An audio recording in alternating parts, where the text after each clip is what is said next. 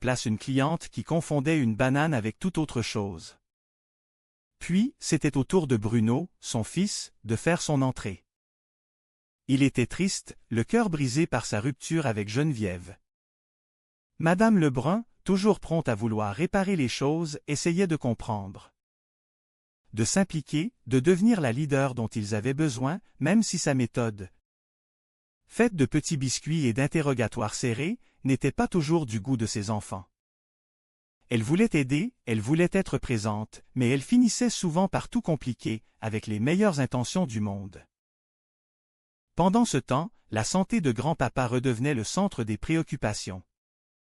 Il se sentait mal, et Madame Lebrun, pragmatique, hésitait à appeler le docteur Lépine, qui coûtait bien cher et qui demandait des sommes importantes en dessous de la table. La scène qui suivit fut d'un comique absurde. Le docteur Lépine, venu examiner le vieil homme, se retrouva face à une situation cocasse. Il demandait des échantillons, des tests, et Madame Lebrun, fidèle à son franc-parler, traduisait tout cela avec sa propre interprétation, créant des malentendus hilarants. Elle jouait avec la situation, transformant une consultation médicale en un jeu de cache-cache, allant même jusqu'à transformer la recherche d'un objet disparu en une sorte de chasse au trésor malaisé. La maison devenait un théâtre de vaudeville. Carole, ses amis, comme Margot, se retrouvaient pour parler de leurs déboires amoureux. Elles discutaient avec une franchise déconcertante, parlant de leurs expériences, de leurs peurs, et de cette fameuse manière dont les hommes cherchaient toujours la même chose. Madame Lebrun, toujours là pour écouter, parfois pour commenter avec son humour caustique, était le ciment qui tenait tout cela ensemble. Elle parlait de son pistolet taser, de sa vision des relations, et de sa conviction profonde que, malgré tout le chaos, les mères restaient le point d'ancrage de la famille. Elle essayait, à sa manière, de réconcilier Bruno et Geneviève, organisant une séance de psychothérapie improvisée qui, sans surprise, tourna au désastre. Elle voulait tellement bien faire qu'elle finissait par agacer tout le monde, provoquant des scènes où elle se sentait incomprise.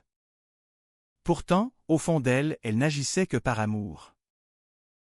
C'est dans ces moments de tension, où Bruno et Geneviève se disputaient, où Carole criait à l'ingérence, que Madame Lebrun révélait sa véritable nature.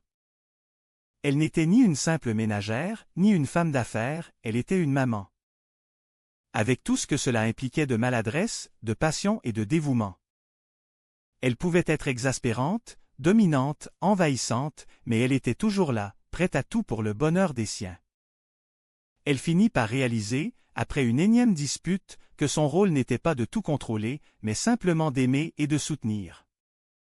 Elle trouva même la force de faire un geste de réconciliation avec le passé, en contactant Tommy Lalancette pour essayer d'apporter un peu de lumière dans la vie de ceux qui l'entouraient. La journée se termina dans une forme de calme retrouvé. Bruno et Geneviève, après bien des péripéties, semblaient trouver un terrain d'entente. Carole, malgré ses frustrations, reconnaissait la bienveillance de sa mère. Et grand-papa, toujours aussi énigmatique avec sa santé, restait là, témoin silencieux de cette famille qui, malgré ses défauts et ses cris, s'aimait profondément. Madame Lebrun, assise seule dans le silence de sa maison, pouvait enfin souffler. Elle se parlait à elle-même, un sourire aux lèvres, consciente que demain serait un autre jour, avec son lot de ménage, de problèmes et d'amour.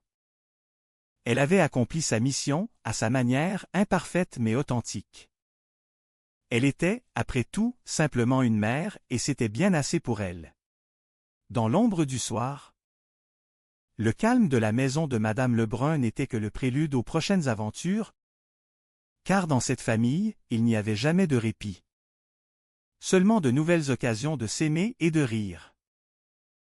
La vie dans la demeure de Madame Lebrun ressemblait souvent à une danse orchestrée par une chef de famille passionnée, bien que parfois un peu trop zélée dans sa volonté de tout organiser.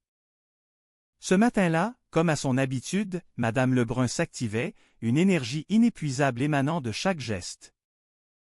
Elle accueillit son grand-père, Adélard, qui semblait bien préoccupé par son manque de sommeil, une condition qui durait depuis 3 jours déjà.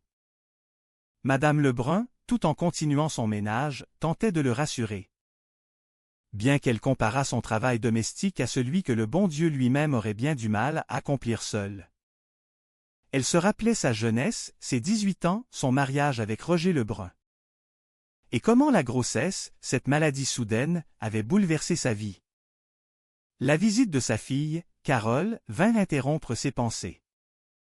Carole, toujours élégante et un brin nerveuse à propos de sa sortie prévue ce soir-là, se heurta aux réflexions maternelles habituelles de Madame Lebrun.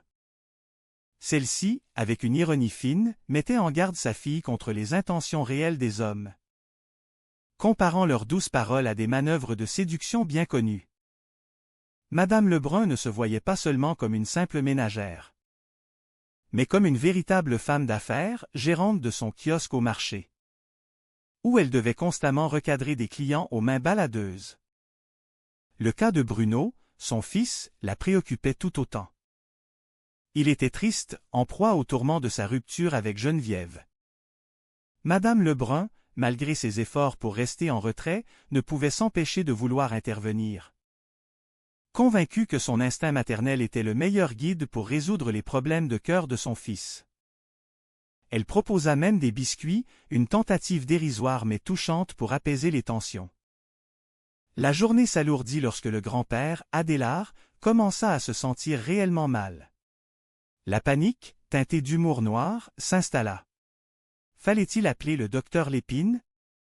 Cet homme qui demandait 100 piastres sous la table pour ses services? La décision fut prise, non sans grincement de dents. La consultation médicale se transforma en une scène burlesque, avec des quiproquos sur les examens médicaux, notamment la gestion de la température rectale d'Adélard et la perte mystérieuse de sa perruche, qui semblait être la source de son grand chagrin. Madame Lebrun, fidèle à elle-même, jonglait entre l'inquiétude pour son beau-père, les exigences du médecin et sa volonté de tout contrôler. Elle en profita même pour servir un café, transformant l'atmosphère clinique en un salon de thé improvisé où la confusion régnait en maître. La tension monta d'un cran lorsque Carole, en pleine séance de psychothérapie qu'elle tentait d'organiser pour Bruno et Geneviève, se heurta à la présence intrusive de sa mère. La volonté de Madame Lebrun d'aider, de mettre des étiquettes sur tout, de diriger les émotions des autres, finit par provoquer une explosion. Les reproches fusèrent. Carole, excédée, accusa sa mère de toujours tout gâcher, de ne jamais pouvoir s'empêcher de s'immiscer. Le souvenir de Damille à Lancette, ce garçon de sa jeunesse, refit surface, illustrant parfaitement cette dynamique complexe entre une mère protectrice et une fille aspirant à l'indépendance. Pourtant, au milieu de ce chaos, une vérité émergea. La rupture entre Bruno et Geneviève n'était pas une tragédie sans issue, mais une étape. Dans un moment de clarté inattendue, une proposition de mariage fut formulée, surprenante et joyeuse, dissipant les nuages de la discorde. Madame Lebrun, témoin de ce dénouement, ressentit une émotion profonde. Elle comprit, peut-être pour la première fois de la journée, que son rôle n'était pas de diriger, mais d'accompagner. Elle se mit à réfléchir à sa propre existence, à sa solitude, à sa nature de mère. Elle finit par appeler Damille à Lancette, non par calcul, mais par un élan de compassion humaine. Réalisant que, parfois, un simple appel peut tout changer. La soirée se termina dans une atmosphère plus sereine.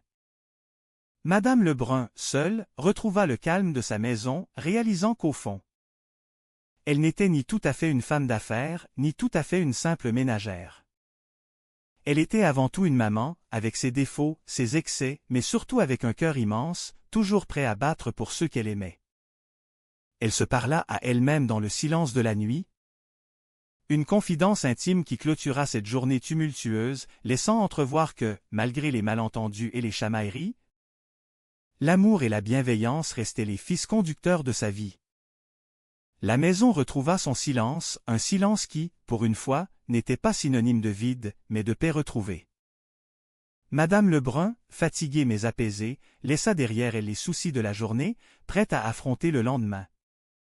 Armée de cette sagesse particulière que seule une vie passée à prendre soin des autres peut apporter. Elle sut, avec une certitude tranquille que tout irait bien, car tant qu'il y aurait de l'amour, même un peu maladroit, la vie continuerait sa route, ponctuée de rires, de larmes.